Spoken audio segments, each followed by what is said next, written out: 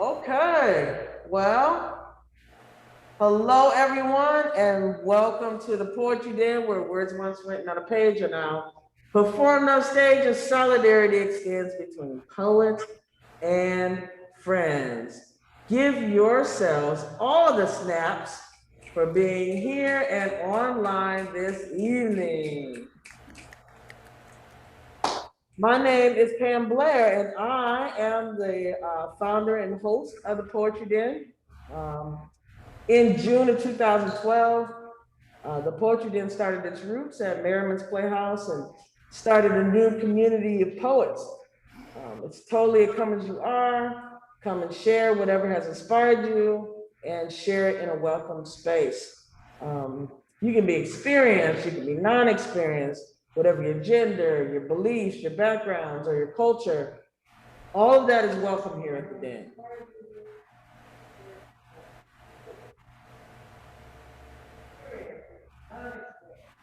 Oh, we got some feedback going on here. As many of you know, the mission here is to make room for an open mic and close out with a featured artist. But today we are going to focus on a certain group of poets that were asked to share their work or share anything that they would like to share about the Poetry Dinner tonight. This is our anniversary special, 9 years. Currently, for the last 5 years, we've had the privilege and honor to be present here at the Civil Rights Heritage Center. We're thankful for the history and now what this space represents. The support, their hospitality, and that we share the same heart for the community and the arts. We are certainly thankful for the acceptance and existence in the community for the last 9 years. I have met so many amazing people, some of whom we will definitely hear tonight. I'm grateful that within the 9 years, we were able to do a Young Poets Night, which I hope that we definitely get the opportunity to do again, and as well as a 12-hour poetry marathon. The pictures that people have created with words is so powerful, and having a place to share poetry is just as valuable as clean and safe parks and recreation. So we're very thankful that we've been able to carve out a space in the community to do that. So we hope that you all of you that are out there, those that are listening this evening, we hope that you will be inspired, provoked, and motivated to create. That's one of my favorite mottos. Please feel free to share your experience with us, as it's always good to hear feedback. Also, in honor of our anniversary, I had these wristbands printed out, which says the Poetry Den on it. I'm wearing one, and it also has our Facebook page website on it, and I have 300 of them. I'm not sure why, but I do. Yay. So I will be, if you see them lying on any counter anywhere around the city, know that the little elf left them there. So yes, so I have 9 amazing poets that have joined me. I think all of them will be here. It's a little hard to see it virtually, whether they're on there, but my friend,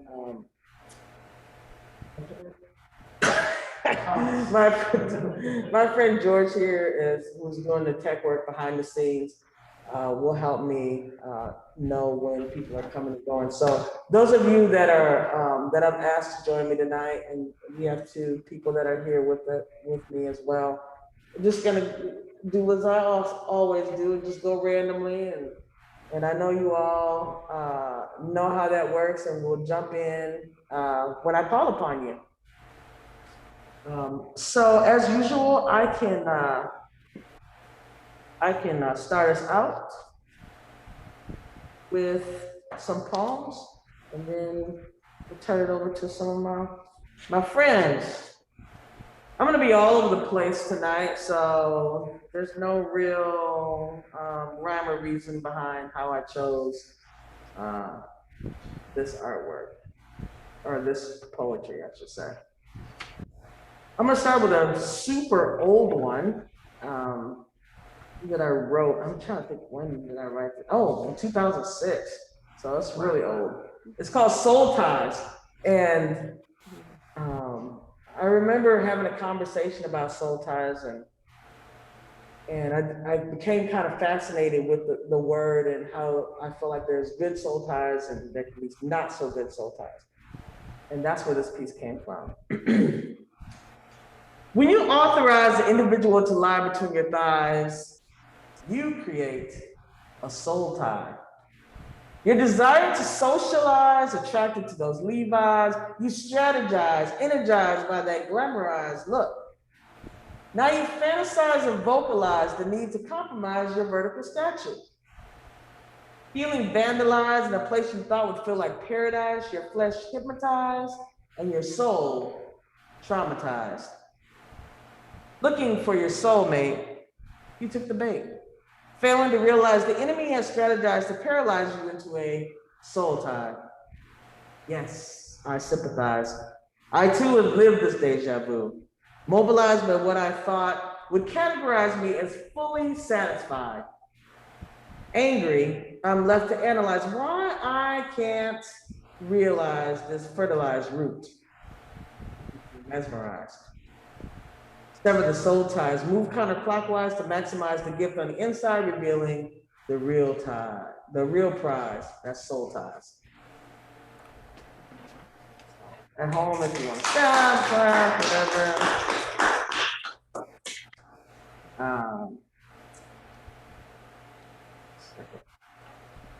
Next piece is called Dreamcatcher. And when I was helping with some students at the Tolson Center in Elkhart, we created a dream catcher, and I was trying to, read about the origin of the dream catcher, or the, dream catcher, and somehow a poem came to me with that, and so that's where this originated from. The origins of my dreams are Native American nightmares. My thoughts are caught in the web of now, then, and what could be. Its representation is the circle of life. Deliberations take flight, and the feathers resemble the cage where the bird once sang. A web of trapped dreams are nothing more than distorted movie scenes, a day in the life of routine. Good versus bad are now caught between. My worries creep into my room like little Bo Peep looking for her sheep that I am counting so I can sleep. Dreamcatcher catches debris, the simplicity of one's culture's ancestry. Whether the spider on the web that preys, or knees that kneel down to pray, the head on which the pillow it lays searches for a spiritual place.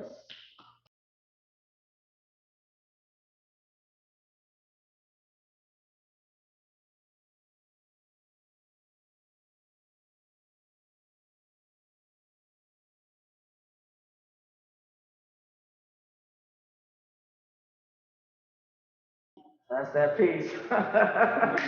Dreamcatcher.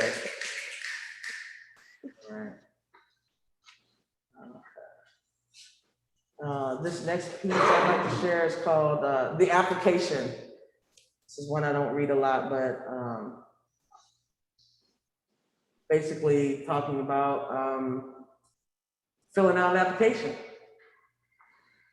When asked to fill out the application, I say, do you mean this written interrogation compiled questions on my personal information used to create a process of elimination? When asked my race, I say, you mean the one I can barely retrace, the bodysuit that once had me watching Alex Haley's Roots, as I troubleshoot a race with multiple names, Negro, color, Black, African American. When asked how old I am, I say old enough to know that the only fair in life is the one that sells elephant ears, trick games with oversized stuffed bears, and moving floors with funhouse mirrors. When asked what church I attend, I say, I've heard of better prisons, with walls and laws of people trying to rise above a basic rule of thumb to love. When asked for my references, I check my Facebook page of 550 friends, and I contact all of them for a recommendation. When asking my 5-year plan, I say not to let anxiety get the best of me. When man-made plans don't go accordingly, and competing in a poetry slam is exciting at the age of 50. When asked what brings me joy, I say when the reflection in the mirror I truly adore, believing the same hands that give are the same hands that can restore, and loving someone different than you is no longer a chore. Please press send to complete this application.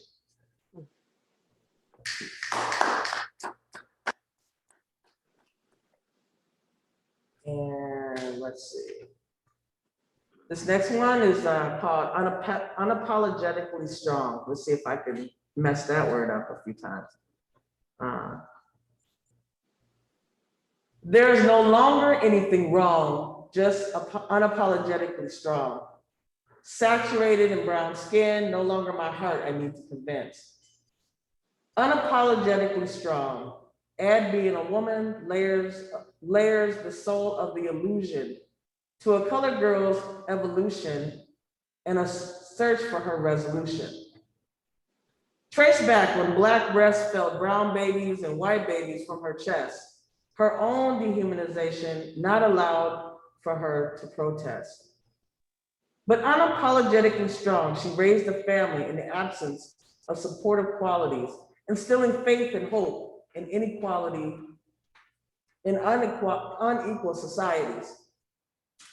Unapologetically Black strong woman doesn't mean I need silky long hair to belong.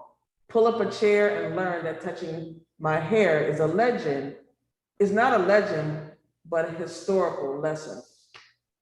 Unapologetically strong and accepting there's nothing in this life I did wrong. Enduring years of propaganda with poetry now residing in my survivor mode of endless lines of stanza. That's unapologetically strong.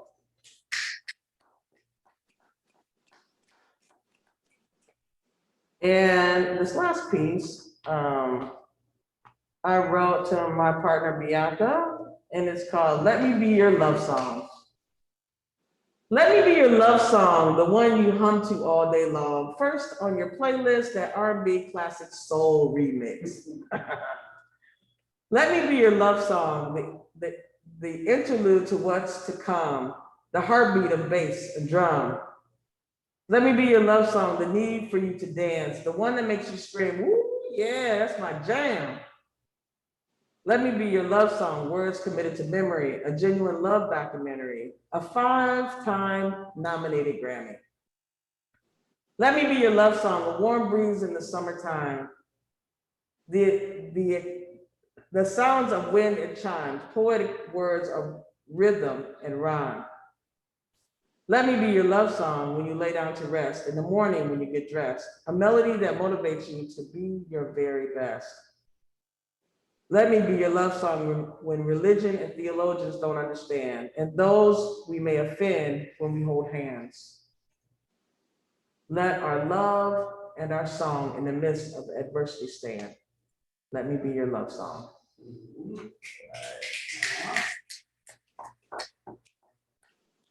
Thank you all for letting me share those, and I'm going to ask some of my peeps to join me, and I'm going to start out with Sue. Do you want to start out, Sue, with me? Sure. Awesome. Am I ready to go? You're ready to go whenever. I'm ready to go. Awesome. You can hear me okay? I can. Oh, good. All right. That's all I want to hear is just you, Pammy. That's all. I got to say that I'm really excited about the 9-year deal with Poetry Den. Pam and I have been poetry partners for a long time, and without her influence, I don't think I would have continued on with it, and we hosted open mics. We went to open mics. We've done open mics in Bed-Stuy, New York. We together and survived. So it's an awesome thing, and I'm very excited for the Poetry Den, and I'm very thankful for it. So thank you, Pammy, for keeping on. So the piece I'm going to share is kind of new for me. I am obsessed with nature and being outside. I live in San Diego, so it's a little easy to be that way because you can be outside all year. But God speaks to me a lot in nature. And these are just some musings of watching hummingbirds. And I entitled it Colors. I watched the hummingbird flying about, landing on my feeder to drink from the spout. At first glance, the head feathers appear to be black, but a turn of his head takes my first sight back. Feathers bright red now with a shiny glow when black they were just a moment ago. The red was invisible when I looked at first, but a tilt of his head made the color just burst. The color was always there, but not revealed until the light reflected and the bright red was unveiled.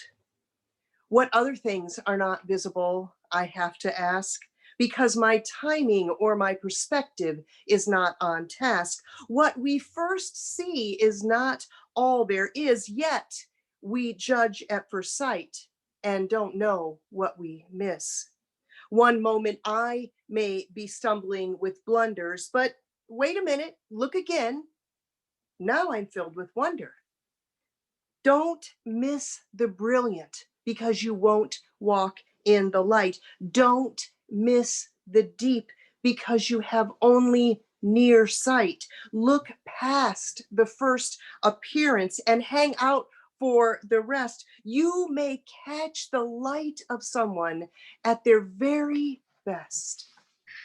If life to you is plain and dull, it may be because you have a thick skull that tries only once to understand, never sticking around to truly comprehend. Keen vision takes time to hone and grow. When we take that time, our senses will flow. New sights will be seen, new ideas, new power, impossible things we will see every hour. As a world that was hidden shows real color, we find joy in the differences we find in one another. Let light expose the beauty of your color. Yeah. Colors. Thank you. Do I do another one? Or you got lots of people going on? If you have another one, yeah, I would love to. You sure? All right, it's a quick one. This is an older one. It's called Change. And I think I was going through a lot of changes when I wrote it. Thus, this is my perception on change. I am passing from one state to another. My form is being transformed, modified, and altered. Things will not be as they are now, nor will they be as they were yesterday. Life is changing. The future course will be different because it will not be left alone. Life is not about leaving things alone. My life is not a protected ecosystem that needs to remain in an uninterrupted state to flourish. No, please, please interrupt my life, as it is what keeps me alive. My environment grows from change and the constant flow of activity. My spirit is renewed at the prospect of something unknown being introduced. The challenge of change becomes a victory. There is security in knowing I can change. The change of faces in my life no longer saddens me, but is now a springboard to what lies ahead. I am changing. I can fight change and stay stagnant, or I can choose to change and expand. Go with the flow. If we embrace change, we remain curious and look forward to new things in our lives. I don't fear what lies ahead, but am excited at the possibilities. Change is coming. Change is here. Change is constant. Change is necessary. Welcome, change. Yeah. Change. Thank you. I Bless just you, want to Pammy. thank you. So I just want to say that like Sue was with me at the very beginning. You know, like she said, we did a lot of open mics and stuff. And when we first started doing, before the poetry didn't even have a name, she went with me to Maryland's Playhouse and had the conversation with them. And we, you know, thought about names and stuff. And so I'm so appreciative that she was able to join us tonight and celebrate this 9-year anniversary, and that she's always given me support behind it, even from afar, because she's one of our furthest people. Might have another, yeah, Zorina is also far away, but she's out in California right now. And so, yeah, I appreciate the long love from afar. It's still there. So once again at home, and here, just that. Dan. I'm gonna ask Dan to join us. He's also gonna, Dan, I know he's come to the porch, Dan, probably when we're here, correct? Here at the Only center? here. Yeah. Yeah. And he was real supportive when we did our 12-hour poetry marathon. He helped us with food and support. So I'm definitely appreciative of him. He also has Panel Ply, this new online, right? Only digital magazine, yep. Yeah, and he put a lot of work. This right here, this is a lot of work that he's putting out, and he's tenacious in the mission of Panel Ply, where he sponsors a lot of artists, musicians, and visual artists and poets. And so there's an event coming up July 9th, sponsored by Quadro. This will be July 9th. We'll release our next edition or issue, Okay. and with new poets, artists, and short stories. So very excited. We missed our spring because we were opening a new Panera Bread on the south side of town. Yeah. So we're very excited to be publishing a new issue. Yeah, and you can also reach them on Facebook. They have a Facebook On Facebook, page. yep. So you can find all of the events and things that are happening. He's definitely a supporter of the community and the arts. So get connected. Thank you, Pam. Yeah. Thank you. So thank you for hosting poetry then too. I had, and I'm okay at about 10 minutes, right? Or Yeah, shorter? yeah. Okay. So when I got invited, I was really honored to be reading with such great poets. I know, you know, getting to sit at the same table so much, you know, with Jake Webster, and is really exciting. And several other great poets that are going to be reading tonight. I thought I wanted to write something that would be kind of an homage to the Poetry Den and Pam Blair. I came up with several ideas, all of which failed, and then, and then I saw this photo on the internet this weekend, and it made me think this person had really captured light and color well, and I think that you help us to capture light and color in words, and so I wrote Ever Reaches. All right. Color, a waterfall vision, not that we are not capable of seeing, only sometimes we need better angels to part the curtain from our humanity, the binding of the retina, the clouding of the virtuous. We are stumbling over our own nearsighted shortcomings. In a moment, lines, words, strokes, shadow and light, piercing the ever reaches. Yeah. So thank you. Thank you for hosting us. I was in the woods. Yesterday, walking with my friend Wind. Said Wind, listen to me. Let me help clear your mind. When I met Hill, said Hill, let me challenge you and stretch out your body. So my tendons and soul greeted Hill happily. I was in the woods yesterday with my friend Sun. Sun dappled the greenery, cast shadows to dance, and leaped to life. Stream laughed at me and burbled mockingly at my trouble. Said Stream, let me carry your worry away. And so she did, across a log, under a bridge, tossing problem from bubble to bubble. The tinsel snap of the spider web reminded me of strength and fragility. How we are in a moment whole and possible. Thank you. I wrote this for my father, for Father's Day. How many prayers? How many my mother's prayers brought me here today? How generous and heartfelt my father's Hail Marys, gathered around the living room of family. To hear my father pray is like the beating wings of angels, lifting, guiding, elevating me to destinations unexpected, undeserved. How many thousands of genuflections did each of them take as they poured their hopes and dreams? Your hands clasped in prayers, and my life unfolded gently, a bud transforming flower.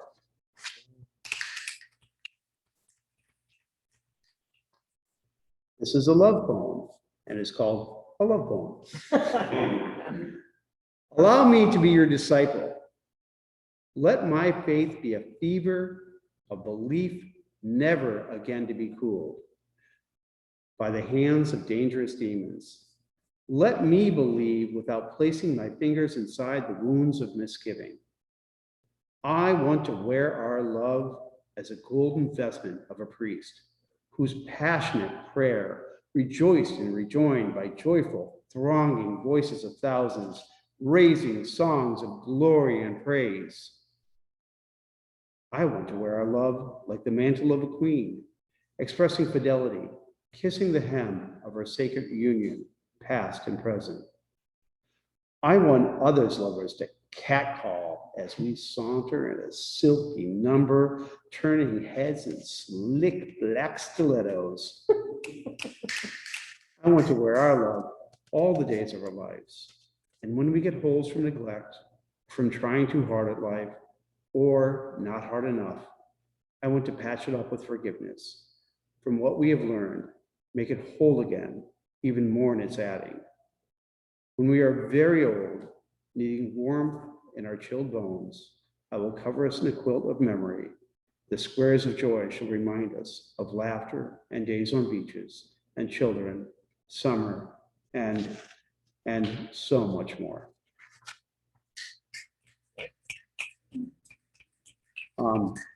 This is one of my favorite poems to read when I read it well.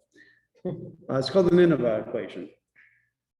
Put hope in a supercomputer, solve for the decimal piece. Build algorithms for taking a pause when conversation stabs fatale.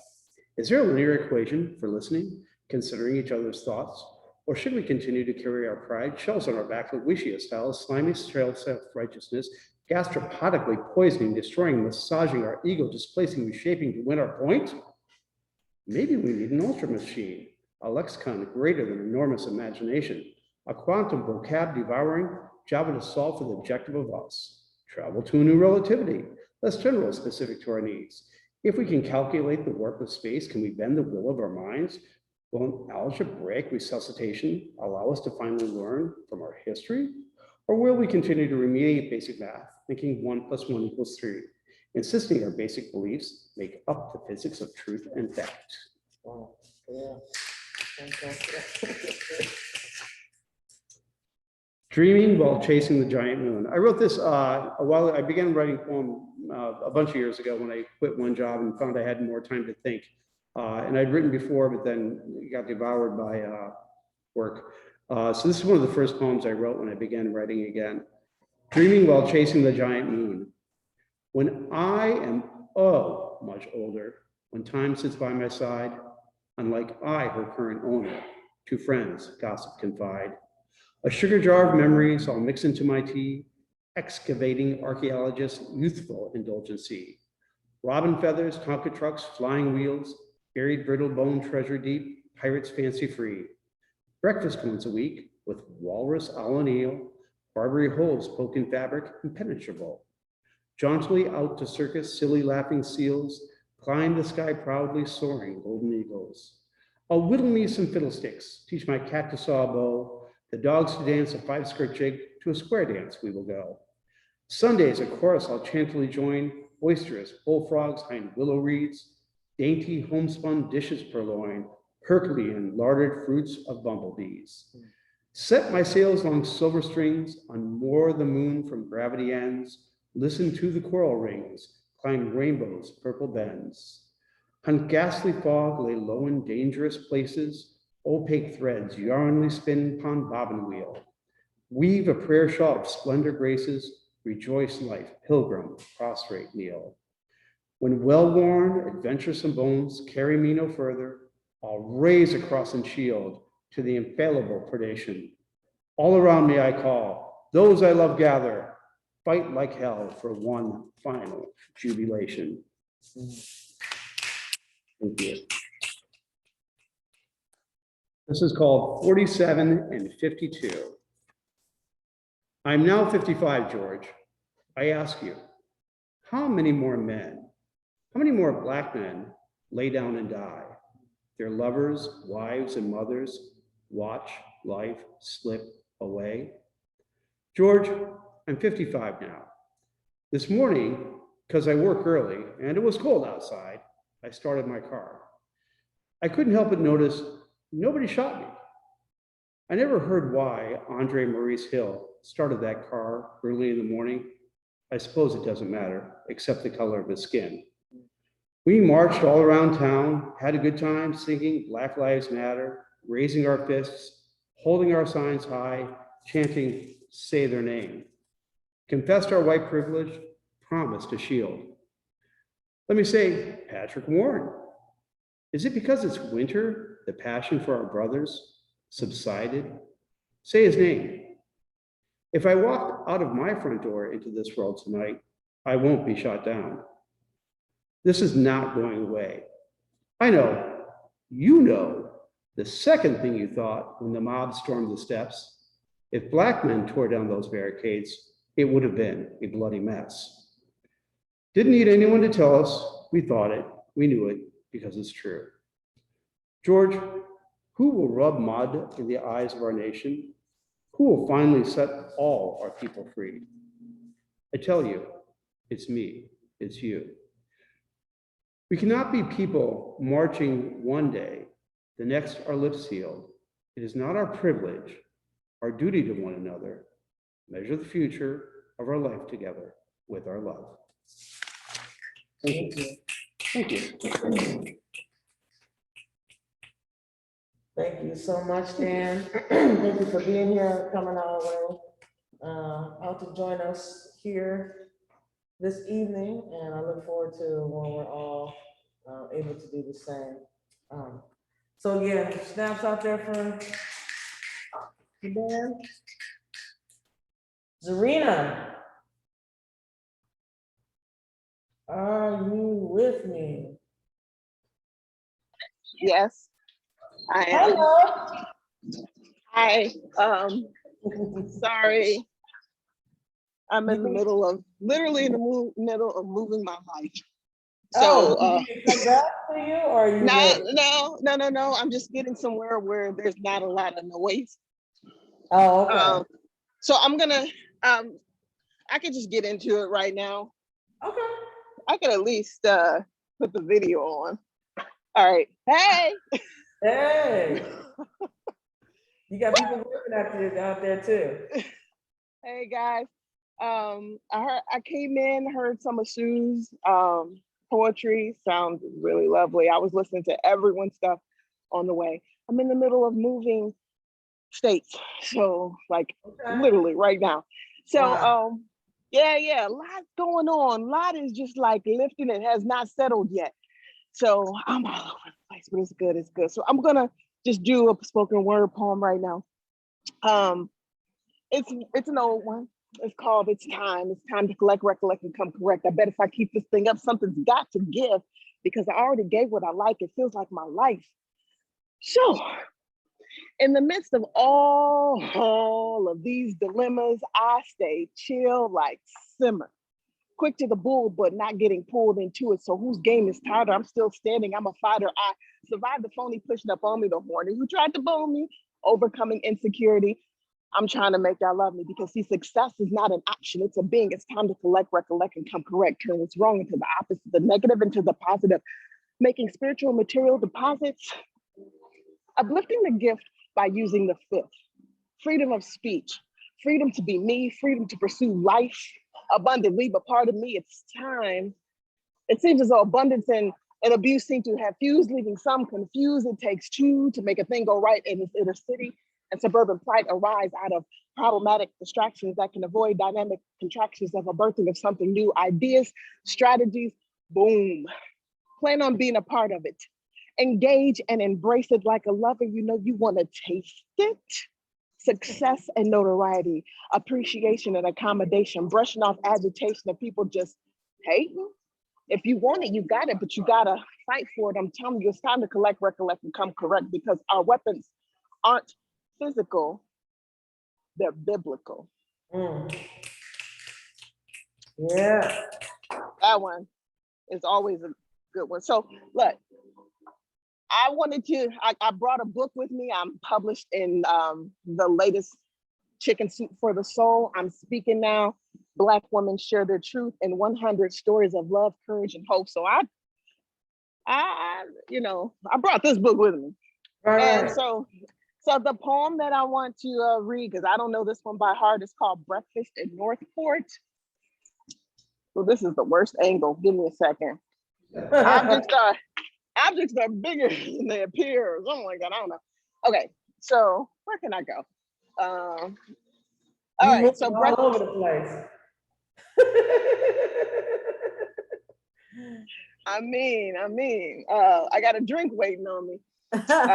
Well, head in that direction. Hey, Day. Hey. Looking gorgeous as always. So, Breakfast in Northport. This will just be my last one because I got too much going on, y'all. Okay. And it's here we go. The weathered bell above the white painted peeling doorway clatters, an unknown tune to the backdrop of morning feet scuffling in from the excitement of a fenced-in Ferris wheel. I face the window. Residents blushed cheeks turned pink from the autumn breeze, the lake cast off. Kids with well-funded education skip by for ice cream and cotton candy. Bug on me. Yeah. So Main Street is closed off for high school marching bands, the highest form of entertainment the town allows. Their children featured in the parade watering plants, watching themselves grow in the secret white pod of privilege. Black girl, you don't belong here. The waitress body language smolders, refusing to water my empty glass. Passing our table, serving incoming patrons. I pass time studying my menu of options, retorts, rebuttals, and complaints. I'm used to it. I just wait. She finally awaits, impatient, face weathered from a hard life of hate, no forgiveness, no eye contact. What do you have? A heaping full of respect, a side of justice and equity, decaf coffee with cream, and the satisfaction of blessing a working class racist with a generous tip from a Black woman. Thank you. Thank you so much. Congratulations. Yeah, thank you. On the 9th anniversary of your open mic poetry den. Come a Yes. long way from Fiddler's Hearth, huh? Right, right. Yeah, I just want, I definitely want to, a huge shout out to you. You've always been, when I ask you, you always come through. And again, Zorina is another huge person, or, in my life that inspired this from the beginning. She took me with her to open mics and, said, come on, get up there and share. And I shared something and kind of fell in love with doing that. And we started doing open mics before we were doing actually the poetry den. But she was very instrumental in, pushing me out there and making way for me to share something that I didn't even know that was within me. And so I'm doing exactly what you did for me. That's what we're doing here. So know that you're always Poetry Den fam, for real, the original fam. Cheers to you and congratulations to 9 times 9 times 9 times 9 more on a new level each time. Yep, I thank you. I appreciate that. And thank you for allowing the move. Yeah. All right, all right. My friend Jake.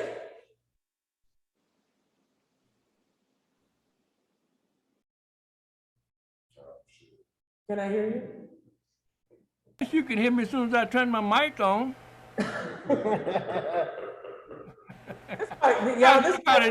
How's everybody doing? Good. Now, let me age myself here now. Because about 40 years ago, when I moved to South Bend, there was nothing that black folks was involved in artistically. Okay?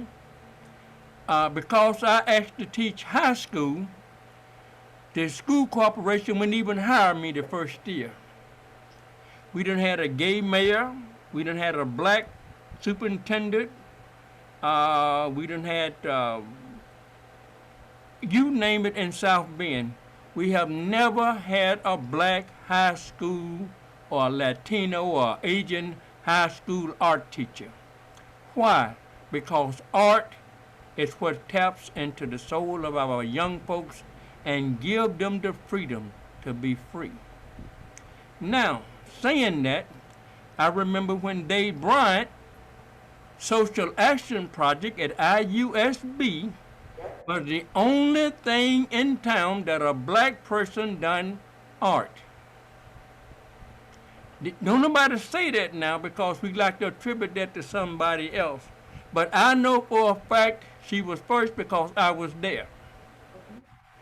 Sue Barnard, I don't know if she's still there, when she opened the Peaberry at the 100 Center at Mishawaka, it was the only place that I could go and read poetry.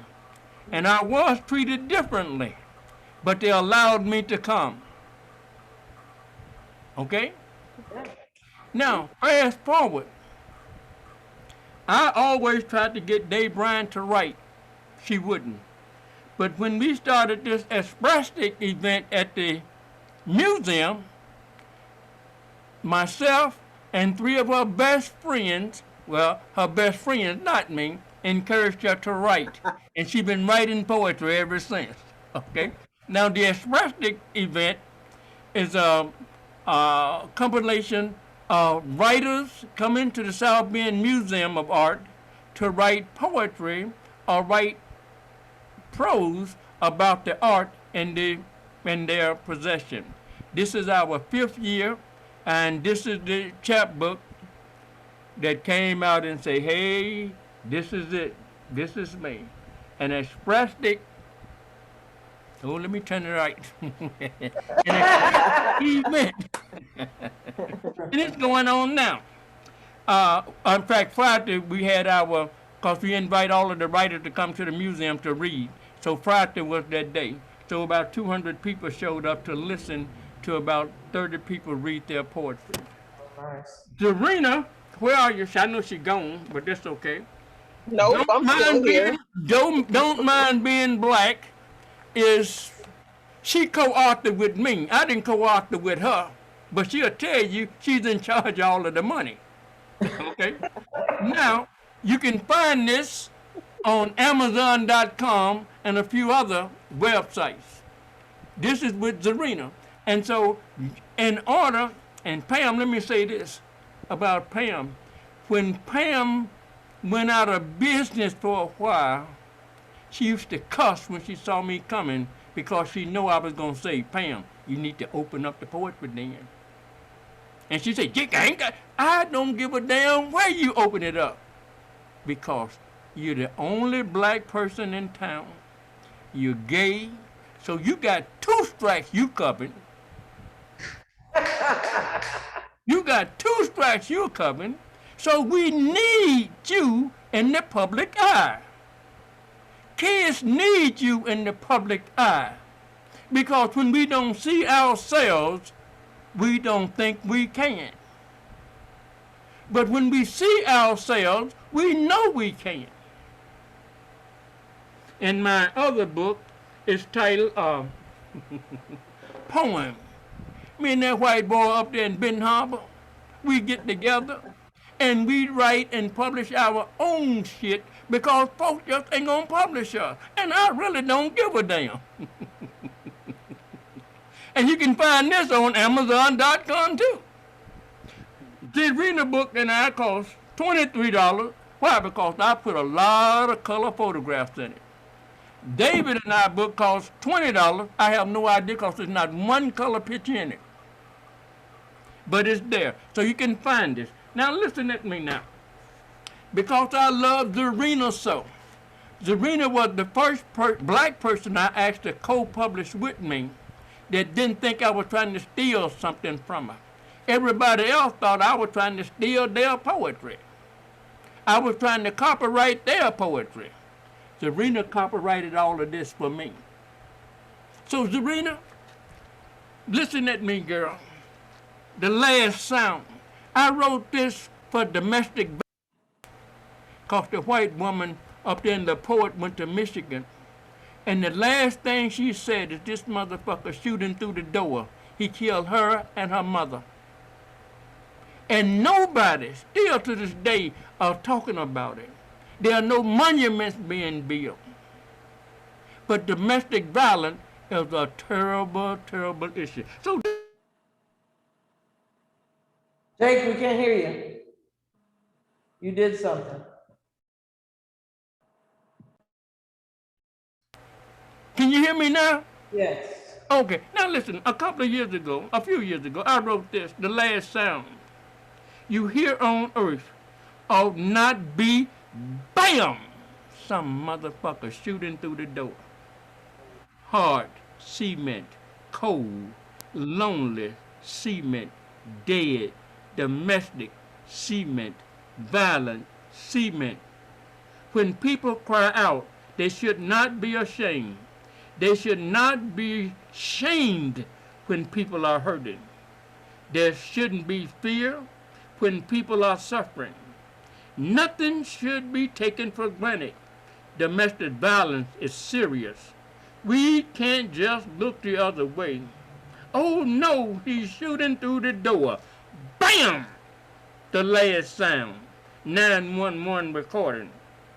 Could have, should have, would have, and there's no tools to deal with domestic violence. The Last Sound. No incident too small, no incident too trivial. The Last Sound. We can solve this problem. Bam should not be the last sound we hear on earth. Lay down your gun. All across America, we are shooting, mass shootings. We don't count the single shootings no more because they are mass shootings. 6 people, 10 people, 40 people, 50 people. Come, brothers and sisters, come lay down your arms. It has been said that this is not our land. This is not our native land, but this is the land where our ancestors bled and died. This is the land where 50 million has been stripped of everything. And I mean black folks been stripped of every goddamn thing. Huh? Hmm? To call this land their own. Brothers and sisters, lay down your guns. I know God is watching, so children can know their fathers. Brothers and sisters, lay down your gun. I know God is watching, so children can know their mothers. I can feel his presence all around me, but I can't see his face. Fate, oh fate, so much killing. Life has no meaning. Come, brothers and sisters, come lay down your arms. Is there not one willing to lay down his gun? Is there not one willing to lay down her gun? Forgiveness is the ability of God. Forgiveness is the ability of man. How can God forgive when man won't forgive? Love your neighbor, love your neighbor, love your neighbor. Come lay down your gun. And just so y'all know, I don't write a lot of gloom and doom stuff. Every once in a while I take a stroll out through the park and this is what I do. Huh? I knew the river before. I knew the river before. You've taken away its dam that causes the water to splash. Its white forms and sprayed me sitting on its concrete bank, watching the cranes fish to fly away and return again. I knew the river before.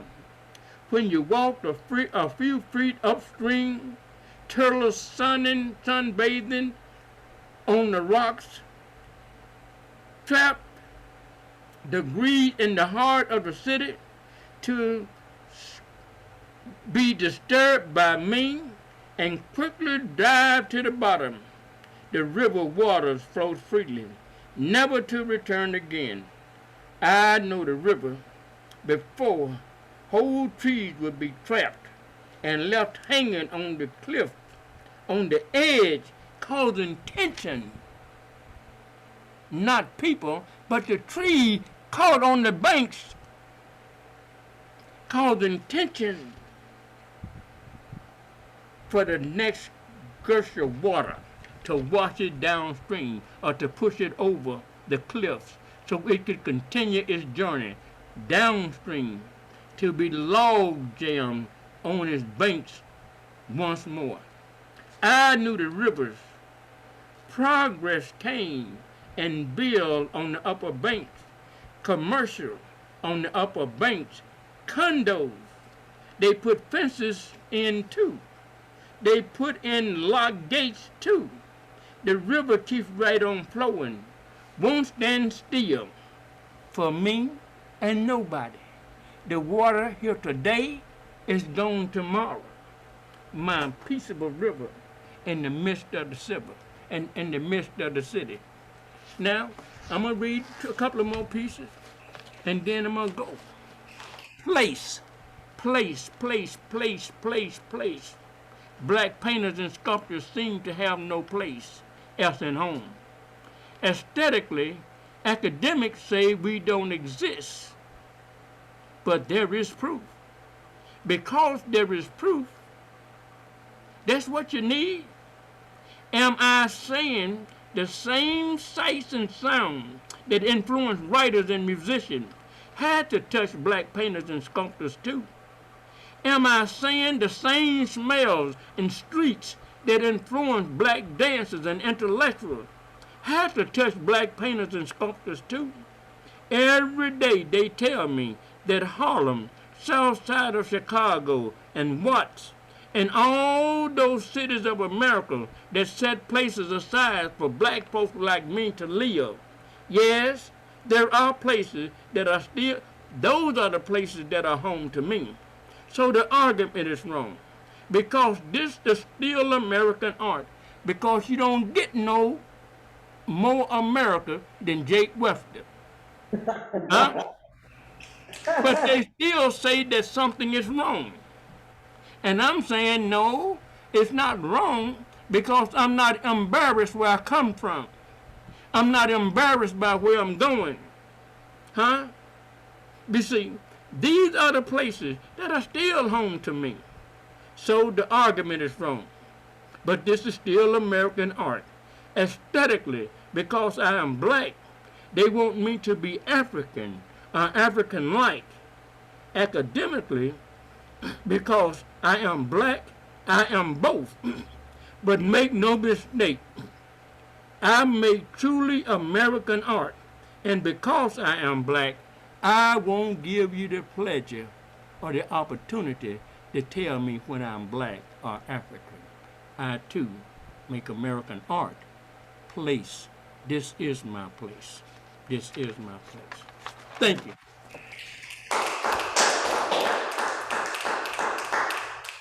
Thank you, Mr. Webster. Thank you. Appreciate all your love. Now Appreciate y'all go buy my book. Get me out the ghetto. Buy my book. Please buy the book. Buy the book. Jackie's always gonna give us a little bit of history. I'm surprised he didn't give us no song today. No, Sometimes we get I've that. been up all night working.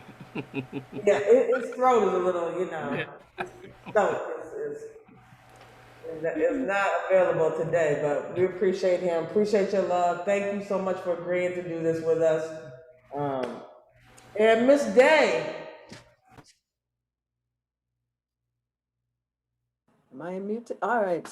Hello, hello, Pam. Thank you so much Yes. for all that you've done for the last 9 years. Congratulations. Thank you. I remember all of the places that we've been, and I can say we because I was there as many times as I could. A couple of times I was out of the country, but whenever I was there, it was marvelous, just as it's been tonight. So thank you for holding it down for the poets and the artists here in this town and being such a consistent voice, creating such a beautiful space. So yes, we're celebrating. We're all here to celebrate, but thank you for having the vision. yes, much love. Well, I selected 3 pieces, and Jake was correct. For years and years, literally, I sat in the poetry den and I just drew pictures.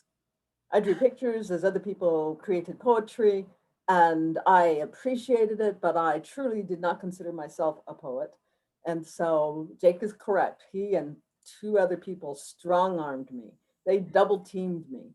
And the result was one of the pieces, my very first public piece that I will do for you. And then one that is a favorite that people request that I say, and then my newest piece. I created a piece just for tonight as well. Oh, nice. Thank you. So I will start with my very first piece that I did out loud in public in front of people. And it is, in fact, published in the chapbook from the Ekphrastic event for that year, which was 2017. And this piece is called Can You Go Deep? And it was inspired by Josephine Baker's piece, but Josephine Baker's Birthday, which is a piece at the South Bend Museum. And it is about relationships. Hey, baby, baby, baby, what your name is?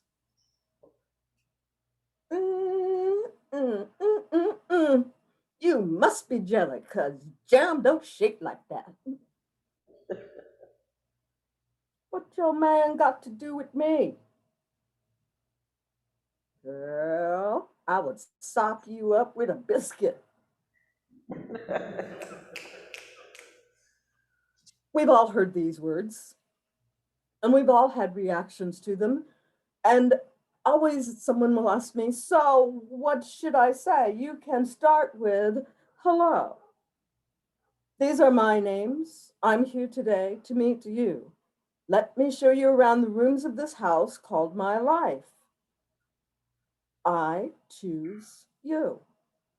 Not because the music of my life is not complete, but because your song adds its own rhythms, and I am liking the overture. And I see your many charms, but tell me, can you go deep? Can you go deep down into the places where dreams are born and nightmares lurk? Birthplace of your name's song, Tellurian waters dark and filled with living shadows beneath the lighted, gently rippling waves. Can you go deep where there be sea monsters, childhood terrors, spawning demons, claws and fangs, and always available, even when youth is no longer? Especially when the strength of years does not come when we call. Don't promise me forever. Forever is easy. Paddling on the surface among the everyday. Today, this moment, this is the test. If you can go deep, where love is images of moving art and it's complicated is nothing more than a rough sketch. Can you dare to take my hand? Can you dare to give me yours? Can you go deep?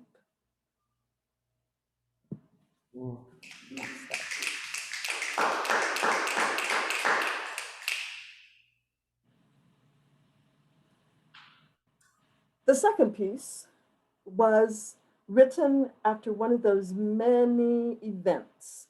As a person who works with poor people and works for social justice, one of the necessary evils is showing up at these big events with celebrities and local heroes and plated dinners and cost so much that the people that we're raising funds for cannot afford to attend. And so after one of those events, I wrote this piece, and it's called 3 Gowns. Yeah. I have several fancy dress gowns.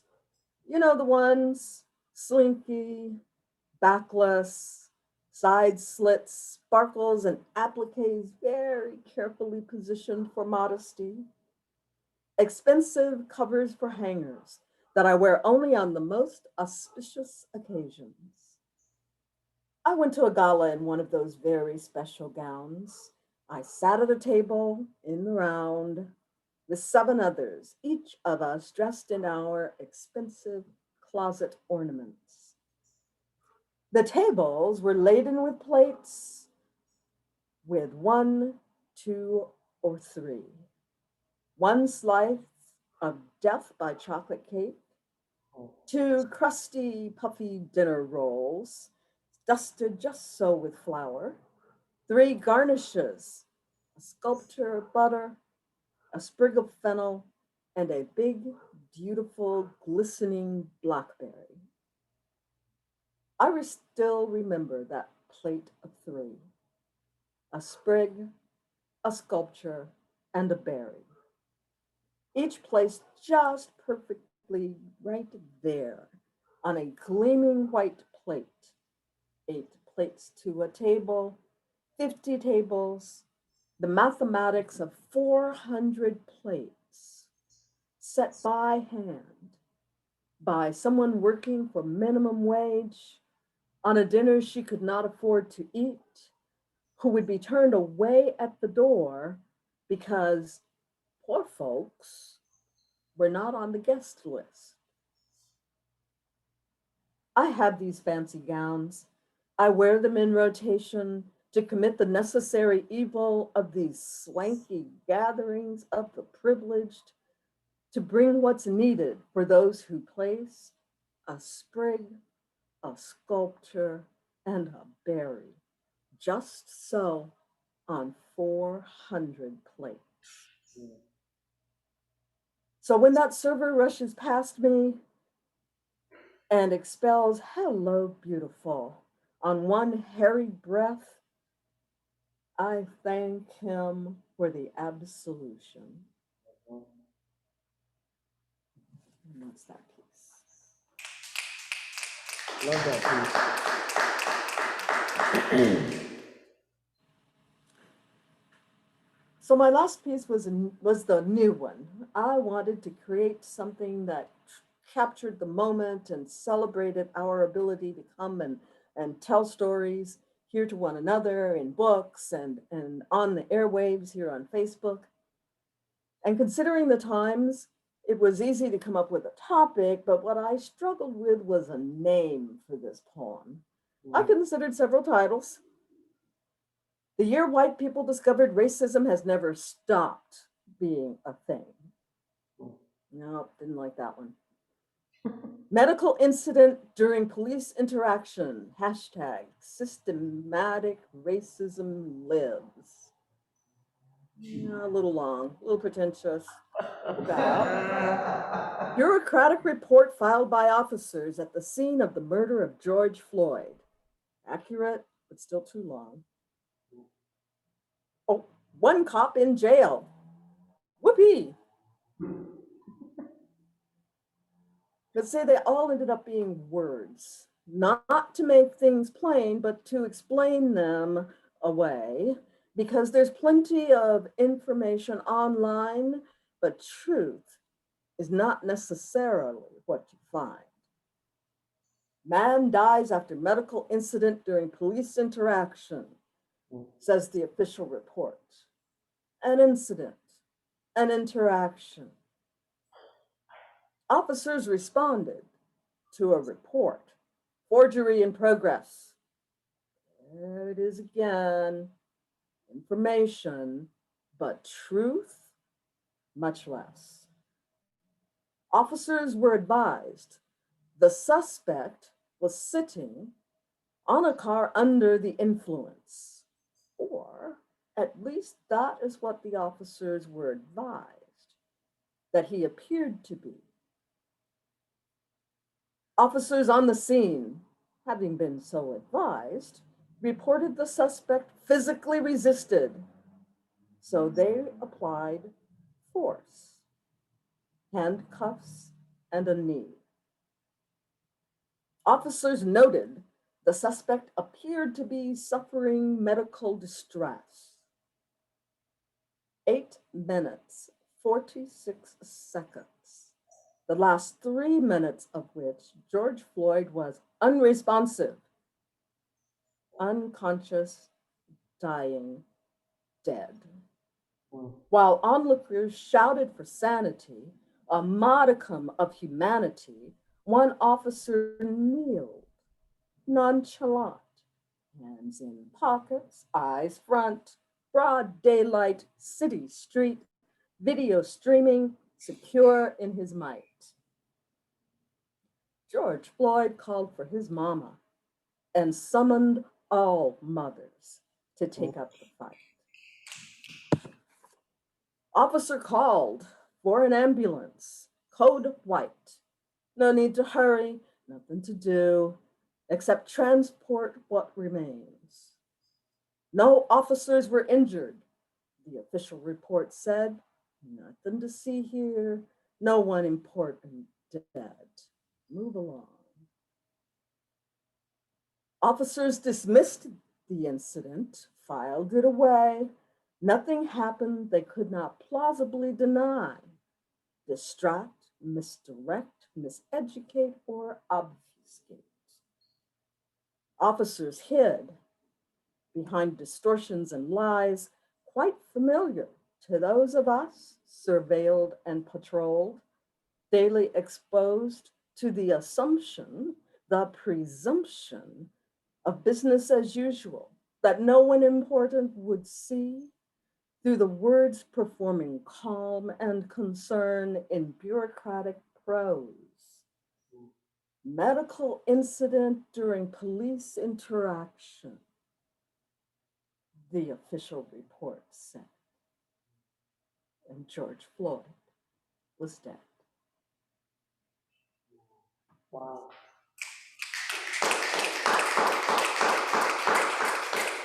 Thank you for the invite, Ms. Pam. Thank you, Dr. Bryant. As they shared with us, man, I can probably count the number of times she hasn't been there and not be able to count the amount of years that she has not been with with me at the Poetry Den. And when I have the opportunity or when I'm asked to talk about the Poetry Den, I always mention you because, you know, you came all the time and you sat on the front row. You didn't On sit the in front row. I didn't want to miss anything. you had that little book. And Which I never realized was causing such a stir. you wanted to snatch that book up. She was actually writing in there, or drawing or something. And so the day that whoever was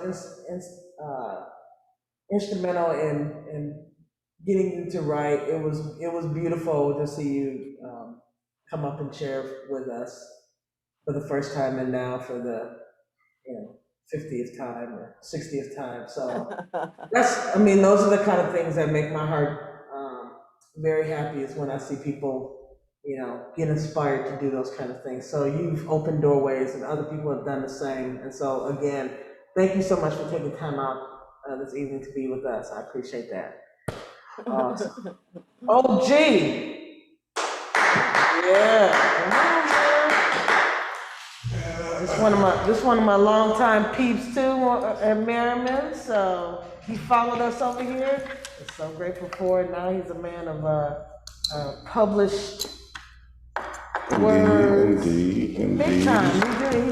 He big time. No, I'm trying to get big time. I'm trying to get big time. You getting there, man. Yeah, I'm trying. I'm working on my second one right now. Look at him. We got the setup. That's right. Do that thing. How y'all doing this evening? I'm glad y'all could join us. Yep. Share a little bit of my work with you, which is my passion, poetry. We're here on the 9th anniversary of the Poetry Den. People like myself and many others, help this thing keep moving forward. And I just hope we can go another 9 years. Yeah. And, get exposed to some newer talent. But let me see where I'm gonna start here today. I never really planned it. I just not wing it, but okay, let me start out with this. This is one of my favorite poems. It's called The City of Wind. And I don't know about y'all, but I'm over these masks. Fuck these masks, like for real. But okay, this is called The City of Wind. Let me start out by dropping facts. Once you do, you'll know why we act the way we act. People think because of our nickname is because of the weather. No, it's because in the 1920s at World Fairs, there was no one better. So we bragged and we boasted about our town, and then we proved it was the best around. So when I call my city windy, it's not that it's any more than Indy. We talk plenty of shit, we can back up the smell. Those who've actually been in the city know this quite well. There are many layers to my city. Can't think of one that contains pity. The first I would say is the hustle. Without this, you're missing your true Chi-Town muscle. The next will be the city's dynamics. Racially divided, highly violent, those parts I can't stand it. The food is world renowned. Shit, Harold's Chicken and Eli's Cheesecake came from my town. Haven't lived there for years, but it's a place I call home. When I visit, I still know and where know not to roam. Similar to Caesar, if he was to revisit Rome. If I was to die to come back, I would still consider it home. My city has taught me countless valuable lessons. I guess that's why when adversities arise, I don't indulge in stressing. It's best to be a quick study and not a slow comprehender. Once our senses are keen, we sniff out pretenders. Mind your own business might be fine. Encounter the wrong apple, you've already crossed the line. Don't strap your boots on, you will be viewed as a broke joke. Once they see you coming, trying their best to provoke. Nerves is still, a sense about yourself. Don't have either of those, stay in the house, on the shelf. It's definitely a city of show and prove. Gotta know how to talk and how to move. Well, I can't tell it all, that would be lame. Go live it like I did, and I swear, you'll never be the same. City of Wind, that's that piece right there. Let me see. Okay. This particular piece is called Changes. The feeling I'm feeling is a mile past frustrated. I never felt so downtrodden and mentally castrated. I hang in there for the sake of not quitting. Somewhere along the way, I've seemed to forget it's myself that I'm bullshitting. For the sake of staying sane, I have to make alteration, whether it's my habits, my approach, or my location. At any rate, a change is more than welcome. I know when I was here whether or not they felt them. I'm not satisfied in this space. What do I do to change or replace? Will it be my attitude, surroundings, or my position? It just might be a trifecta to improve my condition. Once the pressure builds, will the levee break? Has all this been one waste of time, one giant mistake? All the high steamy nights and the well intentions? In order for the levee to hold, I guess we'll need some sort of intervention. The closer I get to you, the colder I get. If we continue, will I be filled with discontent and regret? I've conveyed to you before, if this doesn't work, there will be no more hugs, no more kisses. All I will have for someone are frequent misses. The relationships I've had my fill. I refuse to be part of another raw deal. Solo, I'll be lonely, for this I have no doubt. On the other hand, I'll be done trying to figure this bullshit out. I've reached my limit, giving to myself, only get nothing in return. My brain is fucking fed up. When is this stupid heart of mine gonna learn? Adventures in life, they come and they go. These relationship escapades, they really blow. Just once, can I find someone who's honest, not so willing to recant their words, so quick to break a promise?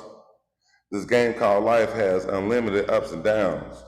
You can celebrate the smiles or you can ponder on the frowns. What I refuse to do is continually be let down, thinking the best of people, giving the benefit of the doubt. I don't want to be evil, but I need another route. As tough as it is to keep your feelings on the even keel, I'm as genuine as they come, so I don't know anything but keeping it real. So I strive forward, knowing perfection is unattainable. I continue pushing on, looking for a love that's sustainable. For once, can I find someone that'll give as much effort as me? As far as that goes, I have yet to see. And that's that piece, Changes. Okay, let me see. Let's lighten it up a little bit. See what I got here.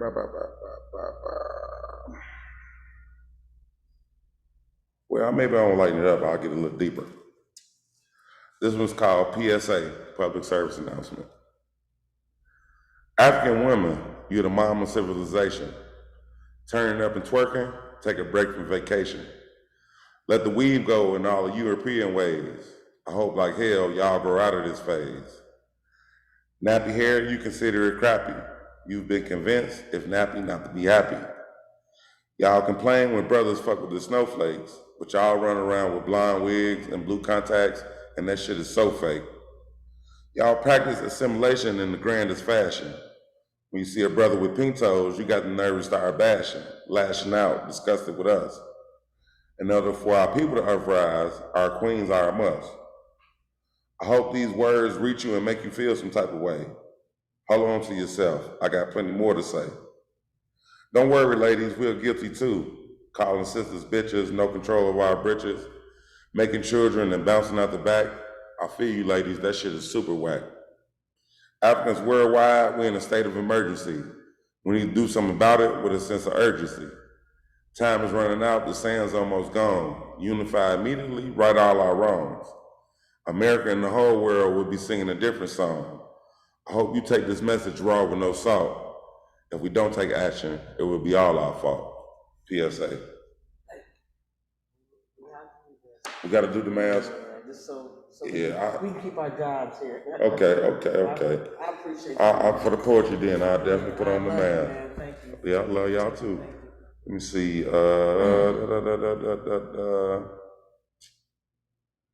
This is one of my favorite. It's called Coming or Going. I'm a Gemini, so I come divided. When answers are needed, which side will provide it? Now, some not so good, others are the greatest. That's fine. Catch a whiff of my latest. Inspiration, gotta practice more self-dedication. True to myself, gotta know who I'm facing. It's me who I'm referring to. Isn't that amazing? Constantly at battle with myself, a civil war of sorts. When I get myself trouble, I look to me for support. Funny thing is, no matter the outcome, I always win, whether I'm being an angel or indulging in sin. No matter the decision, I'm always right. With this battle going on, sometimes I don't sleep at night. It's a battle of the ages. All I can do is continue to turn the pages on this book called life, write new chapters. On a daily basis, embrace the pain and the laughter. I'll continue to write, seems to be great therapy. But the shy person in me doesn't want the world staring at me. But the outgoing part has been itching to start getting riches and accolades. That guy will also enjoy bitches and escalades. The shy guy in me can't even deal with the sun in his eyes, let alone book signings allowing the world to spy. So this is with what I am faced. Do I send the shy guy or the extroverted in his place? Or do I send a mixture of the two? Oh, please help me, self, what the fuck should I do? Nothing and everything are the answers I receive. I go back and forth like you wouldn't believe. I guess a happy medium would be the answer. If it was that simple, I wouldn't sway back and forth like a drunk dancer. And that's that piece right there. Let me see. Let me look in the table of contents. See where I'm gonna go.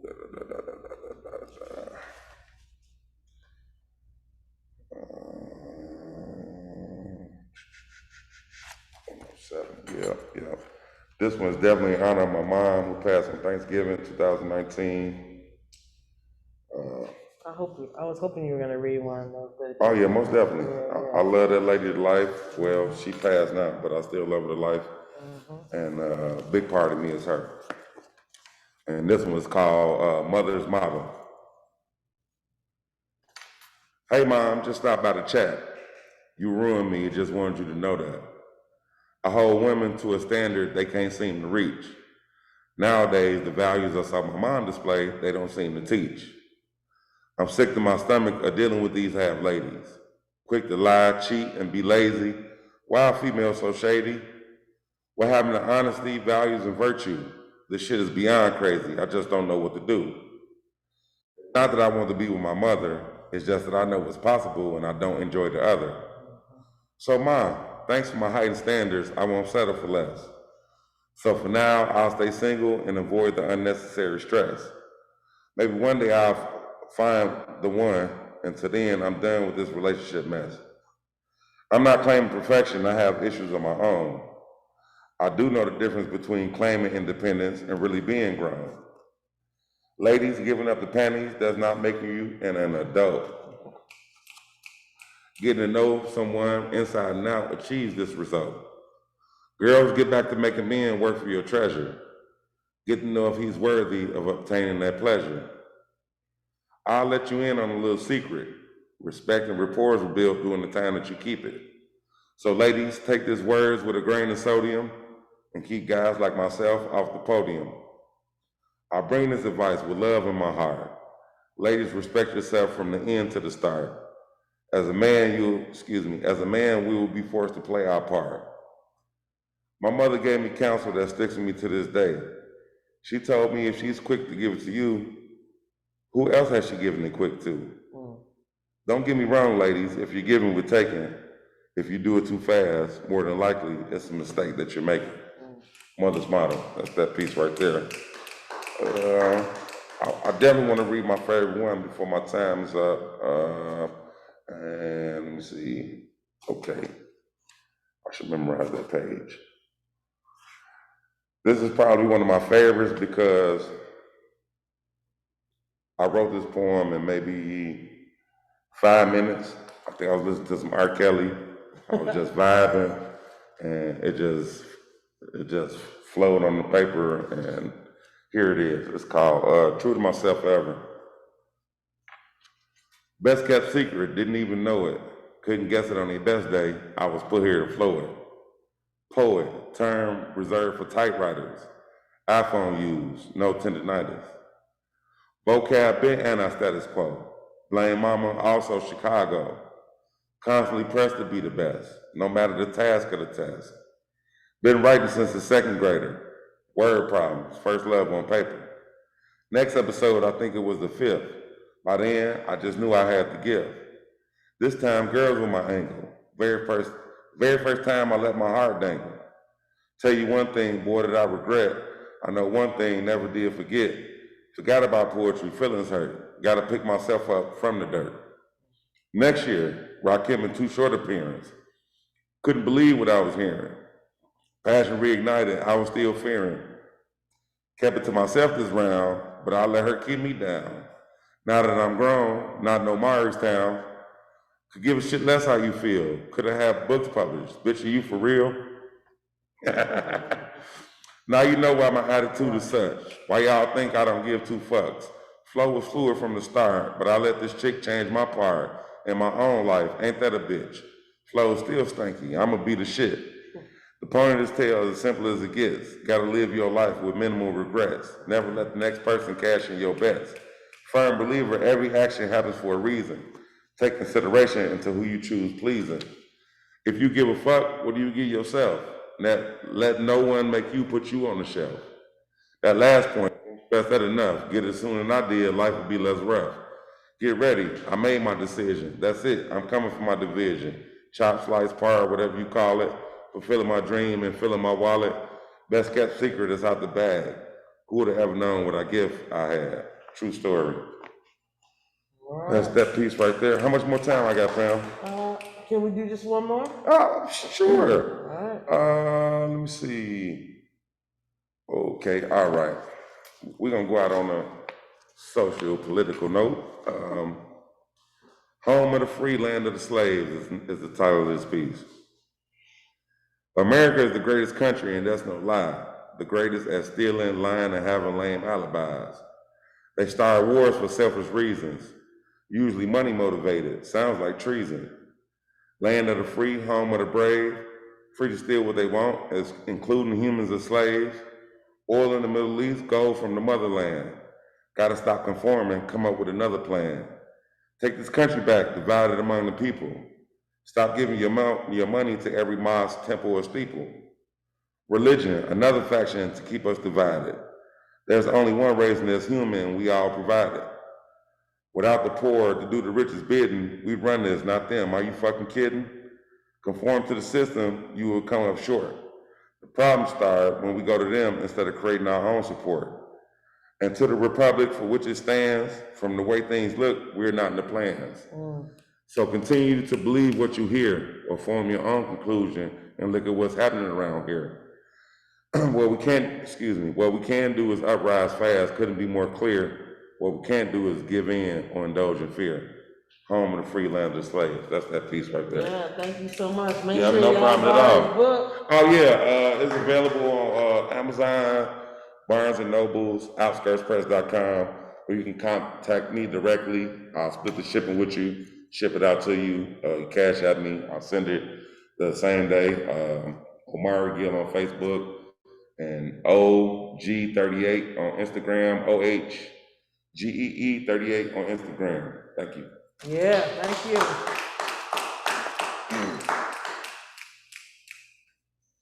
Thank you, OG. Appreciate you, man. Seriously. I want to make sure that TJ isn't out there somewhere. And if so, give us a shout out. In the meantime, Rhetoric, you with me, man? One of my faves, if you're out there. I think you're coming. Yeah, there you go. Yeah. Hey, okay.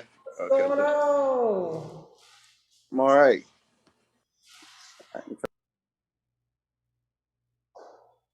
You good? This dude right here is off the chain, so y'all want to listen in. Another one of my faves. We can't hear you though. Oh. Okay. You're on mute, brother. All right. Can you hear me now? Yep. Merriman's Playhouse, Mishawaka Ave. Serta, 2013, something like that. Yeah. Mm-hmm. All right. Awesome place to hear new different artists and getting inspired to write. I couldn't wait to every fourth Sunday.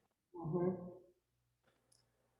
And yeah, it's just so many good memories. For sure, man. Yeah. But I think I'm gonna do 3 pieces. Okay.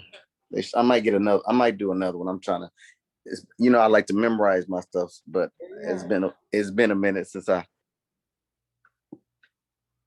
then my iPad might go off because the battery is really low. This one is called The Piece.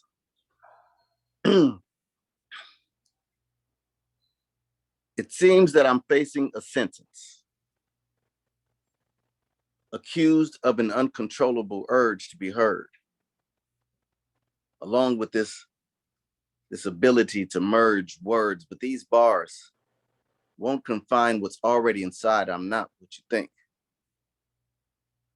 They thought I would take a vow of silence or censor my content, but my consonants won't consent. So I sit in gray cells, knowing that they would rather have me engraved, but I've been engraved on brain cells ever since. And they claim that I'm violent now. And it seems that I'm being profiled and accused of abusing nouns, but I don't miss pronouns. I'm a pro now, so who's silent now? And just because I'm encaged doesn't mean that it's safe. And although they've confiscated my weapons of war, I have a repertoire of metaphors. You see, I've escaped before. But now I'm impatiently pacing back and forth in this cage, but you don't want this rage. You want peace. You're just afraid to engage the beast because you see, I am the peace. And once I'm released from the pen, don't expect me to fall in line again. I wasn't designed to be confined to the mind. I need to be free, like a spirit. But if there's no end to this sentence, then I'm gonna run on. Period. Right. I call that's one of my favorites. I call that the piece. Mm-hmm. This next one I wrote for my boys. It's called It's Not a Game. I don't know what to tell my sons, y'all. When they ask me to teach them the game, I'll try to explain that the game is a system that will more than likely fail them. But I'm a felon myself, so what the hell am I supposed to tell them? When they're being cheated out of their youth and used to be viewed as harmless in the yard when it was duck, duck, goose. Now they're regarded as target, son, duck. When they shoot, it's not a game. When they claim that the penitentiary is the only place that we fit. So at night, they move us into cell blocks like pawns. So it might be why they got their chest out. But if not tic-tac-toe, son, they'll just tag toes till everybody in your circle is X'd out.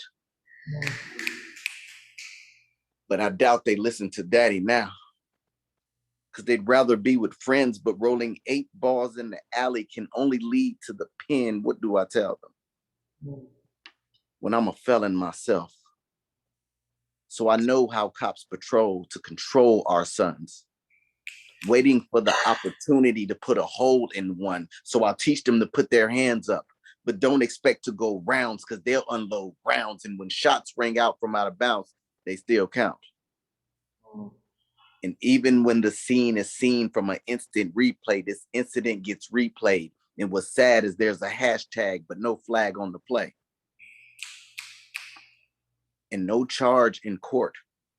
So pick a role. Because this is modern warfare. And when they get the opportunity, they put us in the crosshairs and call it duty.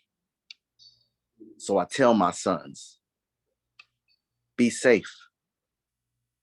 And when these aliens raid and invade space, Just know your daddy is saying grace till you make it to home base. Because it seems as if we're the only ones playing. And their game plan is to keep us on the block so they can take shots. Son, I don't want you to hang, man. Because black boys are in jeopardy. Plus there's poison in the hood. And so my sons won't have to risk their life. I'd will a fortune if I could.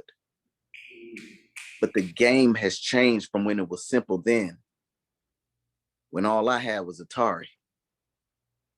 But I brought my sons into a life with 2 strikes. And for that, I'll tell them, I'm sorry.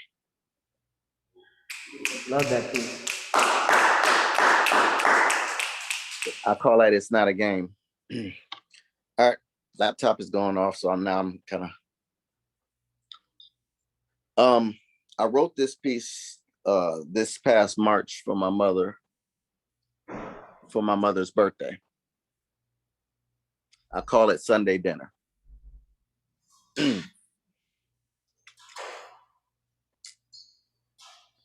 My mother made dinner every Sunday. And I remember just like yesterday, coming in to hear her humming hymns and asking if we wanted a plate. But make no mistake, because even though we could self-serve, it was her selfless ways. And because of her faith, she allowed herself to serve.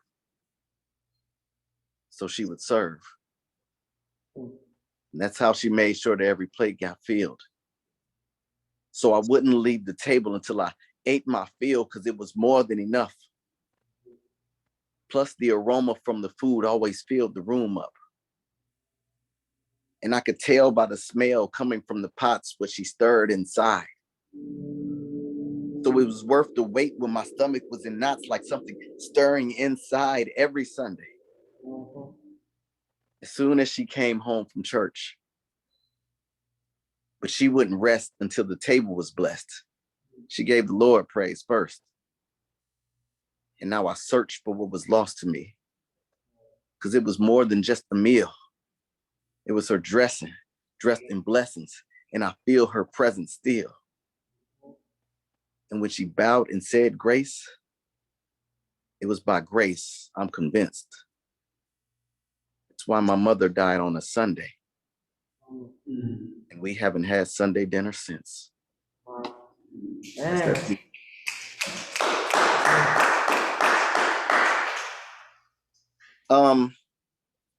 I got one more. Okay. I think.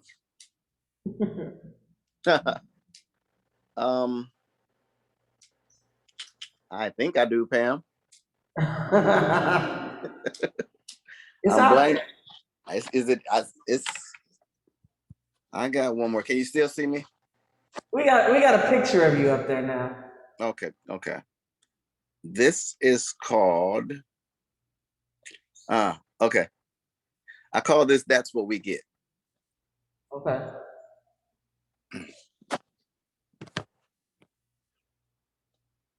All I ever wanted was my space.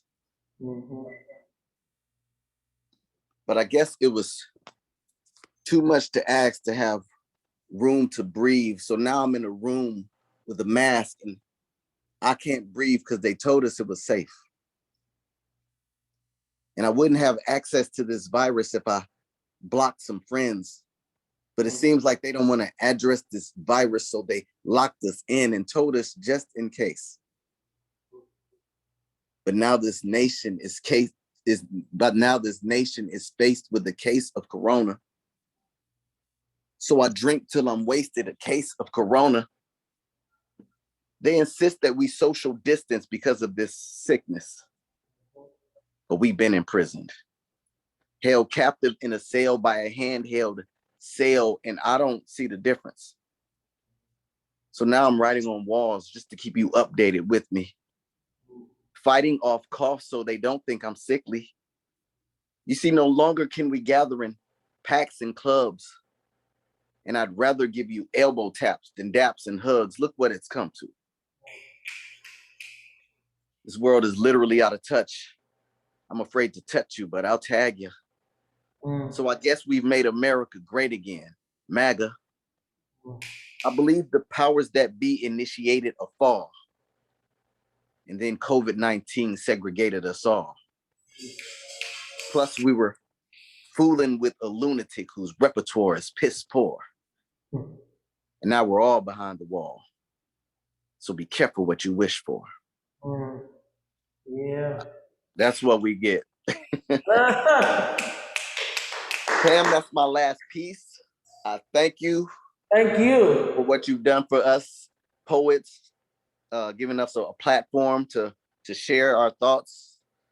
And here's to 9 years and many, many, many more. Yeah, thank you so much. Thank you for always being willing to help me out and volunteer. I appreciate it. Seriously. Thank you. Thank you. Love you, man. Thank you. I love you too, my friend. Yeah. I want to see if my friend Tom is out there or TJ. May not be. We might have missed him tonight. In case that is the case, I think that we will end this special anniversary 9-year special. I'm thanking all of those that were with me tonight. Sue, virtually from California, Jake from Elkhart, Dan, South Bend, right? Yeah. Dr. Bryant here in South Bend, Zorina down there in Florida, I believe that's where she's at. Rhetoric right here in the Bend, OG in the Bend, of course, myself. We'll be here next month on the fourth Sunday, and then August, y'all, we can be live, and hopefully we're gonna make it real live too. We're gonna show this place what it's been missing. So I'm looking forward to seeing some faces, to being back together. I think we'll continue to allow people to watch and join in via Facebook. But yeah, we'd love to see your face, love to be together again. That's what we've been longing for. So mask will be optional. Naturally, we want people, if you're vaccinated, of course, CDC says you can be among people, and if you're not, they're asking to wear masks. But yeah, we'll be back together, and I'm looking forward to seeing you all and being back in person. But I thank you so much for this night, for joining me, for taking the time out. I can't even tell you how much I appreciate it. I love y'all. I love being here with you. Thank you, Sunrise Heritage Center, George, for always, coming out on a Sunday, away from his family. And again, for the IUSB, Sunrise Heritage Center, for allowing us to be here, being very gracious for us to be here to open the building. So again, thank you so much. You all be safe. Love you. Peace, love, and poetry. See you again next Love you, Pammy. Yes. All right. 9 years, and I hope you have 9 more. 9 more. That's Yeah. right. That's right. All of us together. Ellen, I'm so sorry I missed you, Ellen. I was looking for you earlier. And yeah. And I'm sorry, I got here late, and right when I was tuned in, my partner came home with groceries, and I gotta help. Right. We'll get you on though next month, okay? If you're willing to come back out and join us for sure, okay? Absolutely. And all right. Short little haikus, and there's a lot of visual more than vocal, but would love to. Thank you. Okay. Well, thank you. Thank you, everyone out there. Appreciate you coming in tonight and listening to us. So, peace, love, and poetry, y'all. Peace, love, poetry.